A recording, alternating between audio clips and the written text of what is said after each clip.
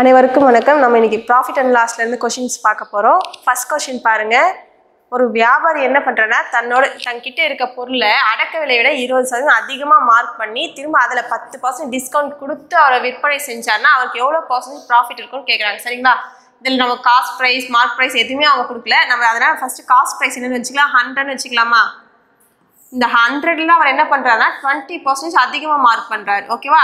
20% கூடுதலா ரேட்டை வந்து மார்க் பண்றாரு. அப்போ 100ல 20% ஆச்சுன்னா 20ங்களா? அப்போ 100 + 20 120. இப்போ இது அவரோட காஸ்ட் பிரைஸ், இது அவரோட மார்க் பிரைஸ். சரிங்களா? எப்பவுமே ஒரு வியாபாரி என்ன பண்ணுவார், ஒரு குறிப்பிட்ட விலை கொடுத்து அவர் வாங்குவார். அந்த விலையிலிருந்து அவர் டிஸ்கவுண்ட் கொடுத்து வித்தாருன்னா அவருக்கு எப்பவுமே லாஸ் தான் கிடைக்கும். அதனால அவர் என்ன பண்ணுவார், அதுக்கு மேலே ஒரு மார்க் பிரைஸ் அப்படின்னு ஒரு பொய்யான விலை, சரியா, இதுதாங்க இந்த பொருளோட விலை அப்படின்னு சொல்லிட்டு காஸ்ட் ப்ரைஸில் எப்பயும் ஒரு குறிப்பிட்ட % அதிகமாக மார்க் பண்ணிவிட்டு அதுலேருந்து எதை நான் டிஸ்கவுண்ட் கொடுக்குறேங்க அப்படின்னு சொல்லிட்டு டிஸ்கவுண்ட் கொடுத்து ஒரு விலைக்கு விற்றுருவார். ஆனால் கண்டிப்பாக அந்த விலை எப்படி இருக்கும், காஸ்ட் ப்ரைஸை விட அதிகமாக தான் இருக்கும். அப்போ தான் அவருக்கு ப்ராஃபிட் கிடைக்கும். காஸ்ட் ப்ரைஸ்க்கு ஈக்குவலாகவும் இருக்கலாம். அப்படி இருக்கும்போது அவருக்கு ப்ராஃபிட்டும் இருக்காது, லாஸ் இருக்காது. ஆனால் கண்டிப்பாக அதை விட அவருக்கு லாஸ்க்கு விற்க மாட்டார். சரிங்களா? அதுக்காக தான் மார்க் ப்ரைஸ்ன்ற ஒரு கான்செப்ட்குள்ளே அவங்க போகிறாங்க. இப்போ நம்ம வாங்கும் போது நம்ம என்ன நினச்சிக்குவோம், ஓ பொருளோட விலை இதுதான்ப்பா, இதுலேருந்து டிஸ்கவுண்ட் கூட கிடைக்குது, ஸோ நம்ம வாங்கிக்கலாம்னு நினச்சி நம்ம வாங்கிக்குவோம். ஆனால் அதனோட உண்மையான விலை பார்த்தீங்கன்னா அதனோட காஸ்ட் ப்ரைஸ் வேறு. சரிங்களா? இப்போ இந்த வியாபாரி என்ன பண்ணுறாருனா காஸ்ட் ப்ரைஸை விட 20% அதிகமாக மார்க் பண்ணிவிட்டு அதில் எவ்வளோ டிஸ்கவுண்ட் கொடுக்குறாருன்னு பார்த்தீங்கன்னா 10% டிஸ்கவுண்ட் கொடுக்குறாராம். சரிங்களா? அப்படி பார்த்தா அவர் எவ்வளோக்கு விற்றுருப்பாரு, இதில் 10%னா 12ங்களா? 120ல் நம்ம 12 கழிச்சுன்னா 108ங்களா? அப்போ இது அவரோட செல்லிங் ப்ரைஸ். இப்போ இதுக்கும் என்ன வித்தியாசம் இருக்குது பாருங்கள், 8 வந்து அதிகமாக இருக்குது. அப்போ இதுதான் அவரோட ப்ராஃபிட். இதை வந்து நம்ம நார்மலாக 100க்கு 108னா இப்போ 108ன்றது எவ்வளோ %? 108%. அப்போ அவருக்கு எவ்வளோ ப்ராஃபிட் கிடச்சிருக்கோம், 8%ன்னு சொல்லிடலாம். இப்போ அது இல்லையா, அவரோட ப்ராஃபிட் எவ்வளோ 8, அவரோட காஸ்ட் ப்ரைஸ் எவ்வளோ 100ங்களா? × 100. இப்போ 100க்கு 100 கேன்சல், அவருக்கு எவ்வளோ ப்ராஃபிட் கிடச்சிருக்கோம், 8%. சரிங்களா? அடுத்த கொஸ்டின் பாருங்க. ஒரு நாற்காலியோட விலை வந்து 2100லிருந்து 2520 அதிகமாக இருக்கான். சரிங்களா? அப்போ எவ்வளோ % அதிகரிச்சிருக்கோம் அப்படின்னு கேட்குறாங்க. எவ்வளோ 2100ல் எவ்வளோ அதிகரிச்சிருக்கோம், அதனோட % என்னன்னு கேட்குறாங்க. சரிங்களா? இப்போ 2100க்கும் 2500க்கும் என்ன டிஃப்ரென்ஸ் இருக்குன்னு பார்த்தீங்கன்னா 420ங்களா? அப்போ 420 இதை நம்ம கேன்சல் பண்ணால் நமக்கு ஆன்சர். சரிங்களா? இப்போது இது 7வது வாய்ப்பாடு அடிக்கலாமா? 3 21 6 42ங்களா? 1 3 3 2 3 6. அப்போ 2 × 10 20. அவருக்கு அப்போ எவ்வளோ % அதிகமாக இருக்குது ரேட் பார்த்தீங்கன்னா 20% இன்க்ரீஸ் ஆகிருக்கு. ஒரு மேசையோட விலை பார்த்தீங்கன்னா அவங்க என்ன கொடுத்துருக்காங்கன்னா 414 ரூபாய்க்கு விற்றுருக்காரா. எவ்வளோ லாபத்தில் விற்றுருக்காரு, 15% ப்ராஃபிட்டில் விற்றுருக்காரு. அப்போது எவ்வளோ ப்ராஃபிட் அவருக்கு கிடைச்சிருக்கோம், 115க்கு அவரோட செல்லிங் ப்ரைஸ். ஓகேங்களா? எவ்வளோ, 414 ருபீஸ். அப்போ அவங்க என்ன கேட்குறாங்க, அதோட காஸ்ட் ப்ரைஸ் என்னன்னு கேட்குறாங்க. காஸ்ட் ப்ரைஸ் நமக்கு எப்பவுமே எவ்வளோ 100%ங்களா? அப்போ 100 எவ்வளோன்னு கேட்குறாங்க. அப்போ நமக்கு என்ன வேணும், அதனோட காஸ்ட் ப்ரைஸ் வேணும்னா அப்போ 100 × 414 / 115ங்களா? இப்போ இதை கேன்சல் பண்ணணுங்களா? 2 இது 5வது வாய்ப்பாடு அடிக்கலாங்க. 2 5 10 3 5 15. அப்போ 20 முறைங்களா? இப்போ இதை அடிச்சுன்னா 1 23 23 18 23 414ன்னு வருங்களா? இப்போ 20 × 18 பார்த்தீங்கன்னா 0 2 8 பார்த்தீங்கன்னா இது மொத்தமாக நம்ம பண்ணும்போது நமக்கு என்ன ஆன்சர் வரும், 20 × 18ங்களா? 0 2 8 16 0 2ங்களா? 0 6 3. இப்போ 360 ரூபாய்க்கு அவர் வாங்கியிருப்பார். சரிங்களா? 360 ரூபாய்க்கு வாங்கி 414 ரூபாய்க்கு விற்கும் போது அவருக்கு எவ்வளோ ப்ராஃபிட் கிடைக்குதா, 15% ப்ராஃபிட் கிடைக்கும். அப்போ அதனோட காஸ்ட் ப்ரைஸ் 360. அடுத்த கொஸ்டின் பாருங்கள். இது கொஸ்டின் தான் பெருசு பார்க்க, ஆனால் சால்வ் பண்ண ரொம்ப ஈஸியாக இருக்கும். ஒருத்தர் திருச்சி பஸ் ஸ்டாண்டில் இருந்து கரூருக்கு 3 டிக்கெட்டும், சரிங்களா, புதுக்கோட்டைக்கு 2 டிக்கெட்டும் வாங்குறாங்க. அப்படி வாங்கும்போது அவருக்கு எவ்வளோ செலவாகுதுன்னு பார்த்தீங்கன்னா எவ்வளோ, கரூருக்கு 3 டிக்கெட். சரிங்களா? கரூருக்கு 3 டிக்கெட்டும் புதுக்கோட்டைக்கு 2 டிக்கெட்டும். ஓகேவா? அதனால் கரூர்னா K, புதுக்கோட்டைன்னு நம்ம Pன்னு வச்சுக்கலாம். எவ்வளோ காசு ஆகுதுன்னா 85 ரூபா ஆகுதுங்களா? அடுத்து பார்த்தீங்கன்னா கரூருக்கு 2 டிக்கெட் வாங்குறாரா, புதுக்கோட்டைக்கு 1 டிக்கெட் வாங்குறாரா. அப்படி வாங்கும்போது அவருக்கு எவ்வளோ செலவாகுதுன்னா 50 ரூபா ஆகுதுங்களா? அப்போ அவங்களுக்கு கரூருக்கு எவ்வளோ டிக்கெட் ஆகும், புதுக்கோட்டையோருக்கு எவ்வளோ டிக்கெட்னு கேட்குறாங்க. சரிங்களா? இப்போ கேபியோட வேல்யூ கேட்குறாங்கன்னு அர்த்தம். இப்போ இது ரெண்டையும் சால்வ் பண்ண முடியுமான்னு பார்த்தா அப்படியே சால்வ் பண்ண முடியாது, எல்லாமே வேறு இருக்குங்களா? அப்போ நம்ம என்ன பண்ணலாம், இது அப்படியே இருக்கட்டும். இதை வந்து நம்ம 2ஆல் பெருக்கிக்கலாங்களா? பெருக்கிக்கிட்டால் நமக்கு என்ன வரும், இங்கே 2 2 4K, இங்கே 2P, 50 × 2 100ங்களா. இப்போ பார்க்கலாங்களா, இப்போ சைன் சேஞ்ச் பண்ணலாங்களா, பண்ணால் இது 2 கேன்சல் ஆகிடுங்களா. இப்போ இங்கே -K வருமா, இங்கே -15 வருங்களா, அவ்வளோதான். அப்போ கேவோட வேல்யூ என்னது நமக்கு 15. அப்போ கரூருக்கான டிக்கெட் என்னன்னு பார்த்தீங்கன்னா 15 ரூபீஸ். சரிங்களா. அப்போ இது ஒன்று தான் அப்படி ஆப்ஷன் இருக்குது. இது கரூர் புதுக்கோட்டை, அவங்க அந்த ரேஷியோவில் தான் கேட்டிருக்காங்க. அப்போ புதுக்கோட்டையை நம்ம கண்டுபிடிக்கணும்னா கே எத்தனை 15 போடலாங்களா, போட்டால் 3 5 45 + 2 புதுக்கோட்டை டிக்கெட்டு ஈக்குவல் டு 85ங்களா. இப்போ 2P அப்படியே இருக்கட்டும். 85ல் 45 கழிச்சா நமக்கு 40ங்களா. அப்போ கேன்சல் பண்ணால் 20. அப்போ பியோட வேல்யூ நமக்கு என்னென்னு வந்திருக்கு 20. சரிங்களா. அப்போ கரூருக்கான டிக்கெட் எவ்வளோ 15 ரூபாய், புதுக்கோட்டைக்கான டிக்கெட் எவ்வளோன்னு பார்த்தீங்கன்னா 20 ரூபாய். அடுத்த கொஸ்டின் பாருங்கள். ஒரு நாற்காலியை வந்து 7% நஷ்டத்துக்கும் மேசையை வந்து 17% லாபத்துக்கும் விற்கும்போது அவர் எவ்வளோக்கு விற்கிறாருன்னா 296க்கு விற்கிறாங்களா. அடுத்து நாற்காலி பார்த்தீங்கன்னா 7% ப்ராஃபிட்க்கும் மேசையை வந்து 12% ப்ராஃபிட்க்கும் விற்கும்போது அவரோட செல்லிங் ப்ரைஸ் எவ்வளோன்னு பார்த்தீங்கன்னா, இல்லை அவரோட லாபம் மட்டும் பார்த்தீங்கன்னா 400 ரூபாய். சரிங்களா. இது நம்ம எப்படி எடுத்துக்கலாம், இது நம்ம வந்து ஈக்குவேஷன்லேயே எடுத்துக்கலாம். 7% லாஸ் அப்படின்னா 7/100 லாஸ்னால் மைனஸுங்களா. இதை நம்ம எப்படி எழுதலாம் 0.07. ஓகேங்களா, -0.07 எழுதலாங்களா. இப்போ அதே மாதிரி நம்ம ஈக்குவேஷன் எடுத்துக்கலாங்களா. அப்போது 7% லாஸ்னால் நமக்கு 0.07 எக்ஸ்ன்னு வச்சுக்கலாம். சரிங்களா. அடுத்து என்ன பண்ணுறாங்களா, எக்ஸ்ன்றது நமக்கு என்னென்னு பார்த்தீங்கன்னா நாற்காலியோட விலை, நம்ம மேசையோட விலை வந்து ஒய்ன்னு வச்சுக்கலாம். சரிங்களா. 17% ப்ராஃபிட்னா 0.17 ப்ளஸ் வந்துடுதுங்களா. ஒய் எவ்வளோ வருதா இருக்குது 296. அடுத்து பாருங்கள், நாற்காலி எவ்வளோ லாபத்தில் விற்கிறாங்களா 7%. அப்போ 0.07 எக்ஸ்ன்னு எடுத்துக்கலாங்களா ப்ளஸ். அடுத்து 12% ப்ராஃபிட்னா ப்ளஸ் 0.12 ஒய்ன்னு எடுத்துக்கலாங்களா. எவ்வளோக்கு விற்றுருப்பாங்க, அப்போ அவருக்கு லாபம் மட்டும் 400 ரூபாய் கிடைக்குதுங்க. இப்போ இதை நம்ம சால்வ் பண்ணலாங்களா. சால்வ் பண்ணும்போது இது எதுவும் கேன்சல் ஆயிருங்களா. இப்போ இதையும் ஆட் பண்ணலாங்களா 0.29 ஒய்ங்களா. இங்கே ஆட் பண்ணோன்னா 696 வருங்களா. இப்போ இந்த 0.29 எப்படி எழுதலாம் 29/100 எழுதுனாங்களா. Y equal to 696. சரிங்களா. இப்போ இங்கே ஒய் மட்டும் நமக்கு வேணும்னா 696 × 100/29 எடுத்துக்கலாங்களா. எடுத்தோன்னா இதை நம்ம கேன்சல் பண்ணுற மாதிரி வருங்களா. 696 நம்ம 29ஆல் பண்ணோன்னா 2 முறை வருங்களா. 2 9 18 மீதி 1 2 4 5ங்களா. கழிச்சா 11. 196ல் பார்த்தீங்கன்னா 116ல் பார்த்தீங்கன்னா எத்தனை முறை இருக்குன்னா 3-4 டைம்ஸ் இருக்குங்களா. 9 நாங்க 36 மீதி 3 2 நாங்க 8 11 அப்போ 0. அப்போ எத்தனை முறை இருக்கும்னு பார்த்தீங்கன்னா 24 டைம்ஸ் இருக்குங்களா. அப்போ நமக்கு அந்த மேசையோட விலை எவ்வளோன்னு பார்த்தீங்கன்னா 2400 ரூபீஸ். சரிங்களா. ஏன்னா வந்து ஒய் தானே நம்ம வந்து மேசையோட விலையை எடுத்துக்கிட்டோம். அப்போது ₹2400. அடுத்த கொஸ்டின் பாருங்கள். ஏபிசின்னு 3 பேர் இருக்காங்க. 3 பேரும் சேர்ந்து பார்த்தீங்கன்னா இதில் ஏபிசி 3 பேரும் சேர்ந்து பிஸ்னஸ் ஸ்டார்ட் பண்ணுறாங்க.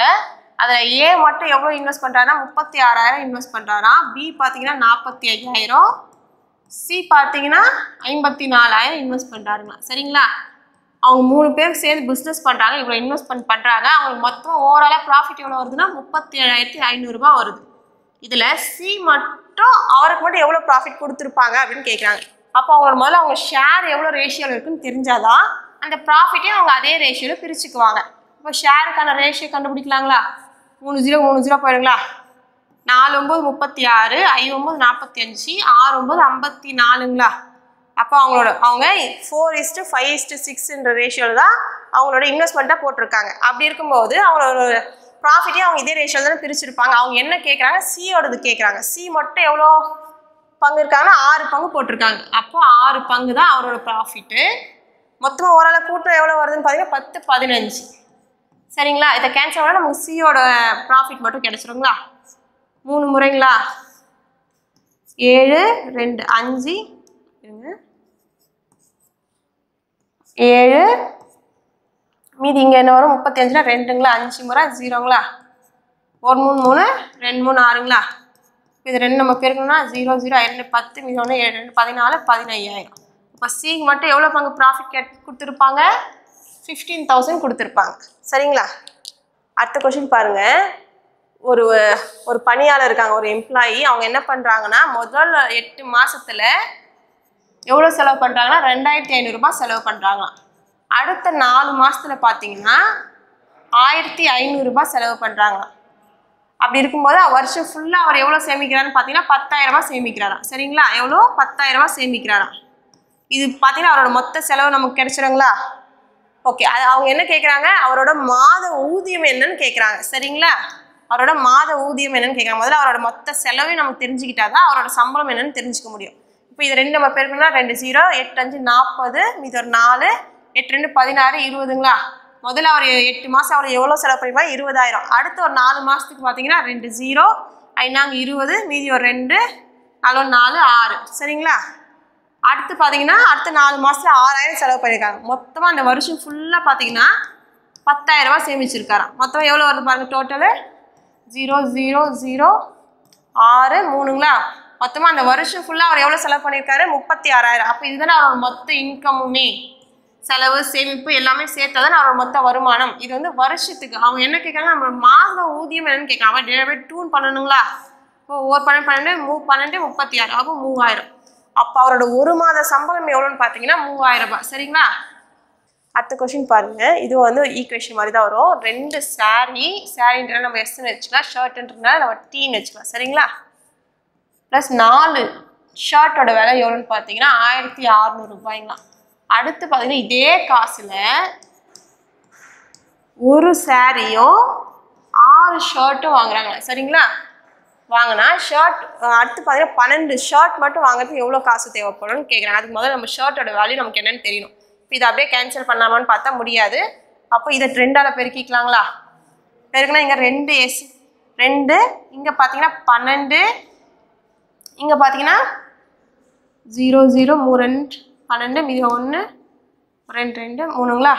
இருங்க 2 3200ன்னு வருங்களா? இங்கே 2ஆல் பெருக்கும்போது நமக்கு என்ன வரும்? 3200ன்னு வருங்களா? இப்போ பார்க்கும்போது பார்த்தீங்கன்னா இது நம்ம கேன்சல் பண்ணால் 4ல் 12 போச்சுன்னா -8t ஈக்குவல் டு இதில் பார்த்தீங்கன்னா 1600ங்களா? மைனஸ்க்கு மைனஸ் கேன்சல். 1 8 8 2 8 16ங்களா? அப்போது ஒரு ஷர்ட்டோட வேல்யூ என்ன பார்த்தீங்கன்னா 200 ரூபாய். அவங்க எத்தனை கேட்குறாங்க? 12 ஷர்ட் கேட்குறாங்க. சரிங்களா? அப்போ இன்ட்டு 12 0 0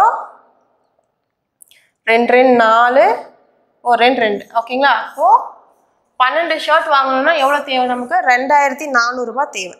அடுத்து பாருங்கள், 4 பேர் இருக்காங்க. 4 பேரும் சேர்ந்து பிஸ்னஸ் ஸ்டார்ட் பண்ணுறாங்க. அதில் வந்து அவங்க எவ்வளோ பங்கு போட்டிருக்காங்கன்னா மொத்தம் 4 பேர் இருக்காங்களா? ABCD 4 பேர் இருக்காங்க. அதில் A பார்த்தீங்கன்னா 1/3 பங்கு இன்வெஸ்ட் பண்ணுறாரு. B பார்த்தீங்கன்னா 1/4 பங்கு, C பார்த்தீங்கன்னா 1/5 பங்கு பண்ணுறாங்க. D எவ்வளோ பண்ணுறாங்கன்னு நமக்கு தெரியாது. ஆனால் அவங்க என்ன கேட்குறாங்கன்னு பார்த்தீங்கன்னா ராவ், கவுல், பன்சால், அகர்வால்னு சொல்லியிருக்காங்க. நம்ம 4 பேர் 4 எடுத்துக்கலாம். அவங்க என்ன கேட்குறாங்கன்னா அகர்வால் கேட்குறாங்க. அப்போது 4th பர்சன் கேட்குறாங்க. இப்போ இவங்களோட தான் இவங்க எவ்வளோ லாபமாக இவங்களுக்கு கிடைச்சிருக்கும் அப்படின்னு கேட்குறாங்க. சரிங்களா? இன்வெஸ்ட்மெண்ட்டுக்கும் இவங்களுக்கு எதுவுமே சொல்லலை, லாபம் என்னன்னு கேட்குறாங்க. ஆனால் அவங்க என்ன கொடுத்துருக்காங்க? மொத்த லாபத்தொகை மட்டும் கொடுத்துருக்காங்க. சரிங்களா? அப்போது அவங்க என்ன இன்வெஸ்ட் பண்ணாங்களோ அதே ரேஷியோ தான் அவங்களோட லாபத்தையும் பகிர்ந்துக்குவாங்க. அப்போது எவ்வளோ பகிர்ந்துக்காரு? 1/3 × 9,84,000ங்களா? இப்போ 1/3 ரேஷியோ தான் அவரோடது இருக்கும். B இது பார்த்தீங்கன்னா அதே 1/4 ரேஷியோவில் தான் இருக்கும் அவரோட லாபமும். C இது பார்த்தீங்கன்னா 1/5ல தான் இருக்கும். சரிங்களா? இதை நம்ம கண்டுபிடிச்சிட்டு மீதி என்ன அமௌண்ட் இருக்கோ அதுதான் வந்து டியோட பங்காக இருக்குங்களா? இப்போ இதை கேன்சல் பண்ணலாங்களா? 1 3 3 3 9 2 3 6, மீதி 2 8 3 24ங்களா? அப்போது A மட்டும் எவ்வளோ ஷேர் எடுத்துகிட்டு இருப்பாரு? எவ்வளோ லாபம்? 3,28,000 எடுத்துருப்பாருங்களா? B பார்த்தீங்கன்னா 2 8 4 16 6 24. சரிங்களா? இப்போ B மட்டும் எவ்வளோ லாபம் எடுத்துகிட்டு இருப்பாரு? 2,46,000 எடுத்திருப்பார். C பார்த்தீங்கன்னா 4 முறைங்களா? 4 9 3 3லையும் பார்த்தீங்கன்னா 6 முறை 8 2 இது. இப்போது C மட்டும் எவ்வளோ பார்த்தீங்கன்னா 1,96,800 ரூபாய் எடுத்துகிட்டு இருப்பாருங்களா? இப்போ இதெல்லாம் போக மீதி எவ்வளோ இருக்கோ அதுதான் வந்து Dக்கு கொடுத்துருப்பாங்களா? இப்போ 3 நம்ம ஆட் பண்ணலாம். 10 14 20ங்களா? மீதி ஒரு 2 9 10 13 15 17 இது ஒன்றுங்களா 5 6 7. இப்போ இவங்க 3 பேருக்குமே வந்து எவ்வளோ ஆயிருக்குன்னா 7,70,70,800 ரூபாய் இவங்க 3 பேருக்கு போயிடுச்சு. அப்போ டியோட பங்கு பார்த்தீங்கன்னா மொத்தமாக எவ்வளோ இருக்குது 2,84,000 கழிச்சுனா நமக்கு டியோட பங்கு கிடைச்சிடுங்களா. 0 0 10 8 போச்சுன்னா 2 3 8 7 போச்சுன்னா 1 9 7 போச்சுன்னா 2. ஓகேங்களா. அப்போ டிக்கு மட்டும் அகர்வால் போட்டு எவ்வளோ கொடுத்துருப்பாங்களா 2,13,200 ரூபாய் கொடுத்துருப்பாங்களா. அடுத்த கொஸ்டின் பாருங்க. 2 பேர் இருக்காங்க ராஜேஷ் குமார்னு சொல்லிட்டு. அவங்க 2 பேரும் சேர்ந்து 2 டஜன் மிட்டாயை வந்து ஒரு குறிப்பிட்ட பர்சன்டேஜ் பிரிச்சுக்கிறாங்க. யாரு ஃபர்ஸ்ட் ராஜேஷ்னு இருக்காங்க குமார்னு இருக்காங்களா. இவங்களுக்கு வந்து எவ்வளோ மிட்டாய் கொடுக்குறாங்க 25% மிட்டாயும் குமாருக்கு பார்த்தீங்கன்னா 75% மிட்டாயும் கொடுக்குறாங்க. இதில் குமாருக்கு மட்டும் எவ்வளோ மிட்டாய் கிடைச்சிருக்கோன்னு கேட்குறாங்க. சரிங்களா. அப்போ ஓவராலாக மொத்தம் எத்தனை மிட்டாய் நமக்கு தெரியுமா 2 டஜன்னா 2 × 12ங்களா. அப்போ 24 மொத்த மிட்டாய்களோட எண்ணிக்கை 24. 24ல் குமாருக்கு மட்டும் எவ்வளோ கொடுக்குறாங்க 75% கொடுக்குறாங்க. அப்போ 75/100ங்களா. 3 முறை 4 முறைங்களா. ஒரு நாங்க 6 நாங்க 24. அப்போ 6 3 பார்த்தீங்கன்னா 18. அப்போ குமாருக்கு மட்டும் எத்தனை மிட்டாய் கொடுத்துருப்பாங்கன்னு பார்த்தீங்கன்னா 18. அடுத்த கொஸ்டின் பாருங்க. இது ரொம்பவே ஈஸி. ஆனால் நமக்கு இந்த ஒரே ஒரு விஷயம் மட்டும் என்னன்னு தெரியணும். டிஸ்போசபிள் இன்கம் செலவு வழி வருமானம் அப்படின்னா என்னன்னு மட்டும் தெரியணும். சரிங்களா. ஒருத்தர் மொத்தமாக எவ்வளோ சம்பாதிக்கிறாரோ அது அவரோட வருமானம். ஆனால் அது என்ன செலவு வழி வருமானம்னு பார்த்தீங்கன்னா அந்த வருமானத்துக்கு ஒரு டேக்ஸ் கட்டணுமா. அந்த டேக்ஸ் அவர் கட்டினது போக மீதி என்ன இருக்கோ அதுதான் செலவு வழி வருமானம். சரிங்களா. அந்த டிஸ்போசபிள் இன்கம் என்னன்னு பார்த்தீங்கன்னா இன்கம் பார்த்தீங்கன்னா என்னன்னு பார்த்தீங்கன்னா அவரோட ஓவரால் இன்கம்ல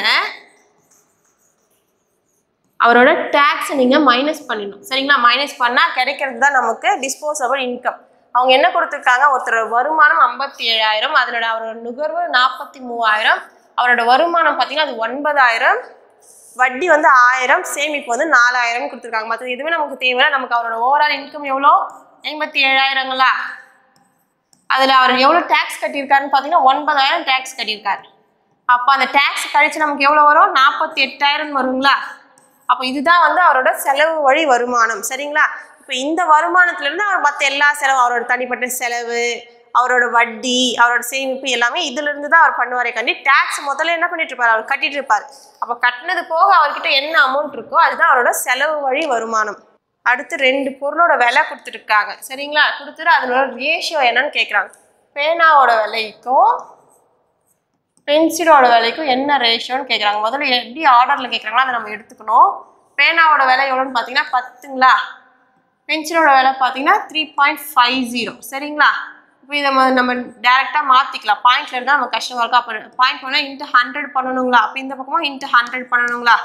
100 பண்ணால் 1000 இந்த பக்கம் பார்த்தீங்கன்னா 350. சரிங்களா. இப்போ இதுக்கு ரேஷியோ கண்டுபிடிச்சோன்னா இதில் 20 டைம்ஸ் இருக்குங்களா. இதில் 7 டைம்ஸ் இருக்கும். 5 டேபிளில் அடிச்சு அப்போ 27 தான் நம்மளோட ஆன்சர். சரிங்களா. அவங்க என்ன கேட்குறாங்க பென்சிலுக்கும் பேனாக்கும் கேட்குறாங்களா. அப்போ 7:20. சரிங்களா. அடுத்த கொஸ்டின் பாருங்க. ஒரு கடைக்காரர் என்ன பண்ணுறான்னா தன்கிட்ட இருக்க 20 கிலோ அரிசியோட விலை பார்த்தீங்கன்னா 5 ரூபாயா. இப்போது 20 கிலோ அரிசி அவர் என்ன ரேஞ்சில் வச்சுருக்காருன்னா 5 ரூபாயில் வச்சுருக்காராம். அடுத்து பார்த்தீங்கன்னா 35 கிலோ அரிசி பார்த்தீங்கன்னா 7 ரூபாய்க்கு வச்சுருக்காராம். இப்போ இது ரெண்டையும் மிக்ஸ் பண்ணி அவர் என்ன பண்ண போகிறாருன்னா 6 ரூபாய் 50 காசுக்கு விற்க போகிறாரா. விற்றா அவருக்கு எவ்வளோ லாபம் வரும்னு கேட்குறாங்க. சரிங்களா. அப்போ முதல்ல அவரோட காஸ்ட் ப்ரைஸ் என்னன்னு நமக்கு தெரியணும். அவரோட செல்லிங் ப்ரைஸ் என்னன்னு தெரியணும். அப்போ தான் நம்ம ப்ராஃபிட் கண்டுபிடிக்க முடியும். அப்போ இதுதானே அவரோட காஸ்ட் ப்ரைஸ். அப்போ 20 × 5 பார்த்தீங்கன்னா 100ங்களா. 35 × 7 பார்த்தீங்கன்னா 35 மீதி ஒரு 3 21 24ங்களா. அப்போ இதை கூட்டினா நமக்கு 345ங்களா. அப்போ இது அவரோட காஸ்ட் ப்ரைஸ். சரிங்களா. அவரோட செல்லிங் ப்ரைஸ் பார்த்தீங்கன்னா இதே அரிசியோட கிலோவில் எந்த மாற்றமும் கிடையாது. 20 ஒரு 35 கூட்டினா 55 கிலோ அரிசி தான் அவர் விற்க போகிறாரு. எவ்வளோக்கு விற்க போகிறாருன்னா 6 ரூபாய் 50 காசுக்கு விற்க போகிறாரு. சரிங்களா.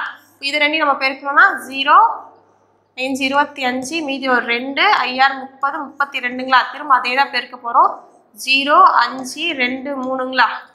இது கூட்டலாங்களா. 0 5 7 5 3ங்களா. 2 ஸ்தானம் தள்ளி புள்ளி. அப்போது அவரோட செல்லிங் ப்ரைஸ் எவ்வளோன்னு பார்த்தீங்கன்னா 357.50ங்களா. இப்போ இதுக்கான டிஃப்ரென்ஸ் எவ்வளோ, அதுதான் அவரோட ப்ராஃபிட். எவ்வளோன்னு பார்த்தீங்கன்னா 12 ரூபாய் 50 காசு வருங்களா, இது அவரோட ப்ராஃபிட். அவங்க என்ன கேட்குறாங்க, ப்ராஃபிட் பர்சன்டேஜ் கேட்குறாங்களா.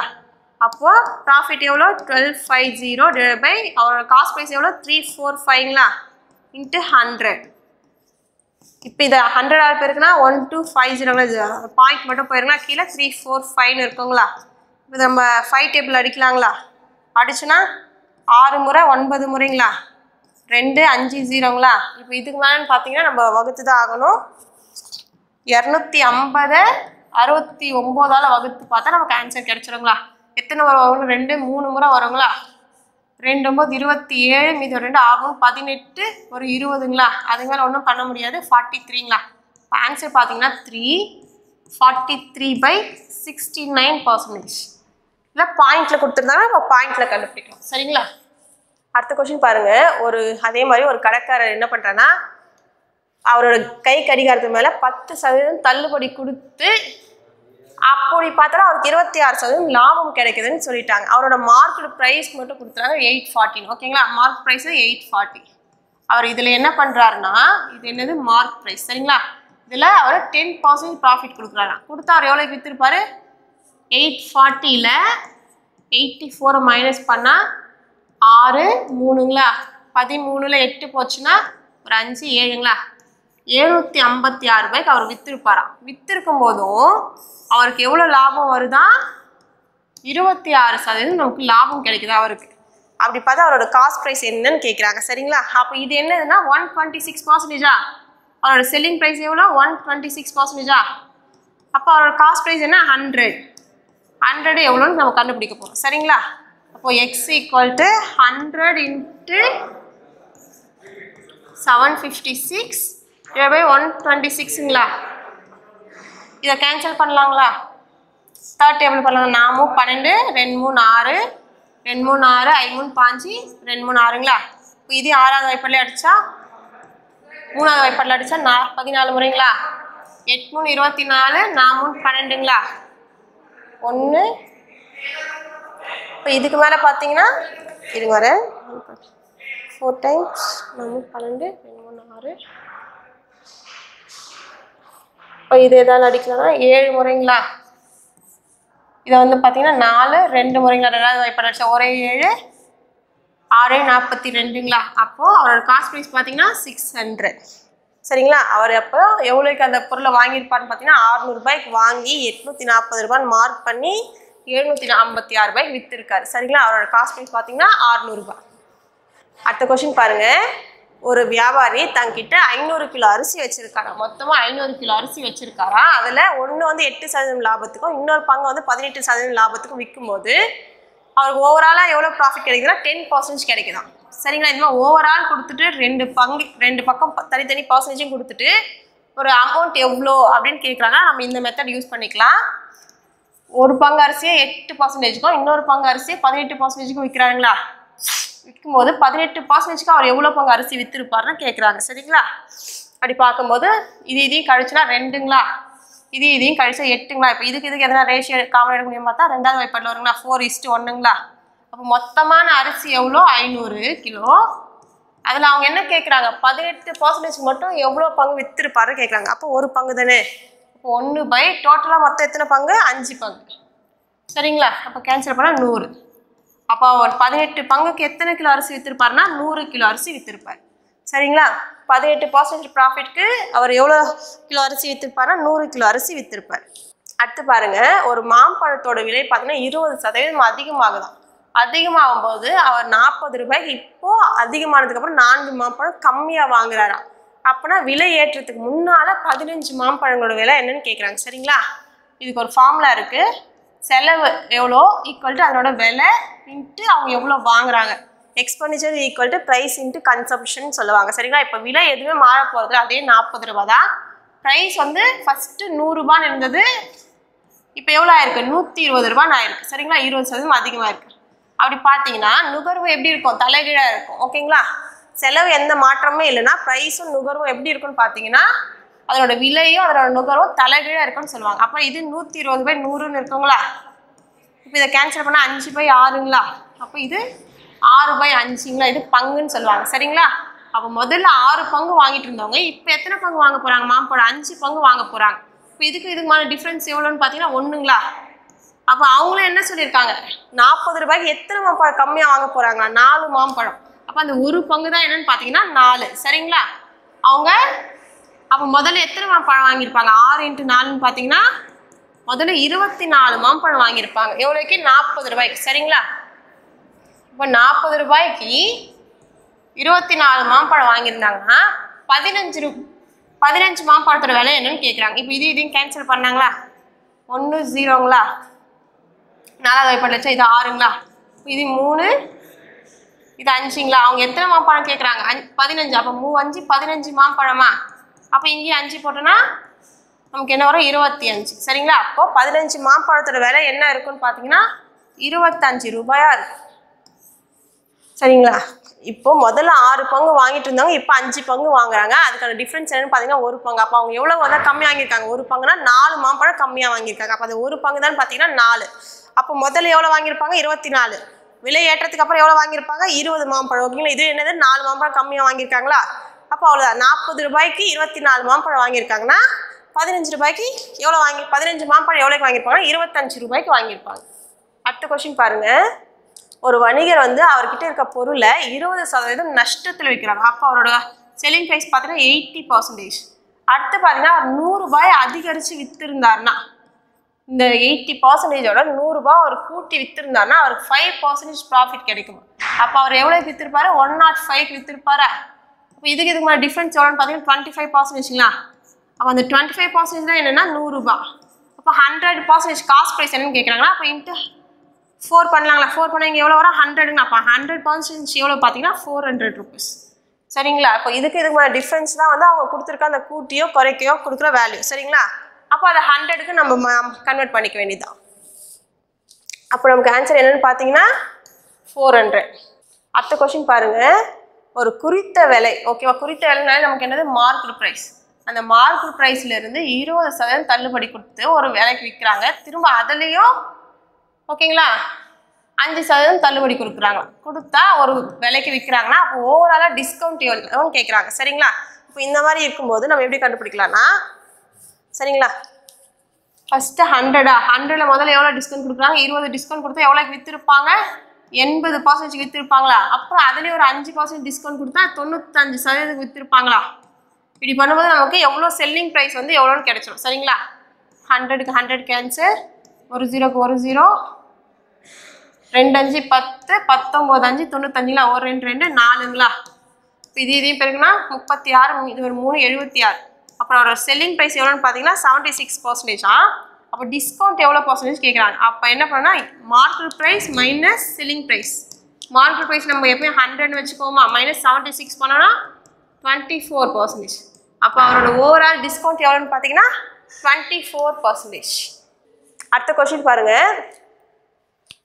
ஒரு தள்ளுபடி வந்து 20% தரும்போது அதோட காஸ்ட் ப்ரைஸ், அதோட செல்லிங் ப்ரைஸ் எவ்வளோன்னு பார்த்தீங்கன்னா 24 rupees. 20% டிஸ்கவுண்ட் கொடுத்தா செல்லிங் ப்ரைஸோட பர்சன்டேஜ் எவ்வளோன்னா 80%. அந்த 80% தான் 24 rupeesனா 30% டிஸ்கவுண்ட் கொடுத்தா எவ்வளோ விற்றுருக்கலாம் அப்படின்னு கேட்குறாங்க. அப்போ 30% டிஸ்கவுண்ட் கொடுத்தா செல்லிங் ப்ரைஸ் எவ்வளோ? 70%ங்களா? அப்போ அதுதான் எவ்வளோன்னு நம்மளை கேட்குறாங்க. அப்போ x is equal to 24 to 70 divided by 80ங்களா? 0க்கு 0 கேன்சலுங்களா? ஒரு 8 8 3 8 24ங்களா? 3 21. ஓகேங்களா? அப்போ எவ்வளோக்கு விற்றுருக்கலாம்னா 21 ரூபாய்க்கு விற்றுருக்கலாம். டிஸ்கவுண்ட் வந்து 30% கொடுத்துருந்தா. அடுத்த கொஸ்டின் பாருங்க. 20% தள்ளுபடிக்கு பின்னரும் வியாபாரிக்கு 10% லாபம் கிடைக்கிறது. குறித்த விலை வந்து 2200 எனில் அதனோட அடக்க விலை என்னன்னு கேட்குறாங்க. சரிங்களா?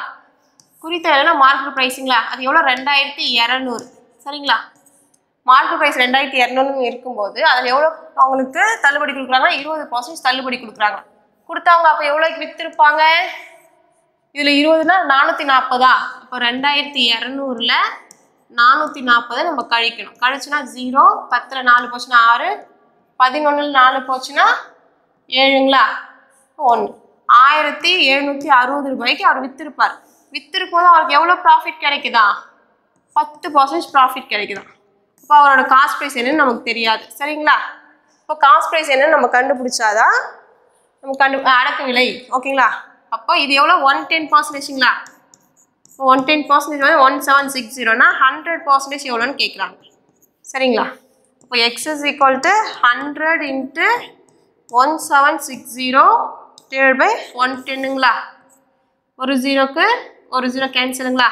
ஒரு 11 மீதியோட 6ங்களா? அப்போ 6 முறை 16 முறை இருக்குங்களா? அப்போது அவரோட காஸ்ட் ப்ரைஸ் பார்த்தீங்கன்னா 1600 ருபீஸ். சரிங்களா? அவரோட காஸ்ட் ப்ரைஸ் எவ்வளோ? 1600. அடுத்த கொஸ்டின் பாருங்கள். இதுவே வந்து நம்ம ஈக்குவேஷன் மாதிரி கொண்டு வந்து தான் சால்வ் பண்ணுற மாதிரி இருக்கும். 5 வரைகோல் பென்சு இரேசருங்களா? அப்போ 5 பென்சு ப்ளஸ் 4 இரேசர். சரிங்களா? இதனோட விலை எவ்வளோனா 13 ரூபாவா?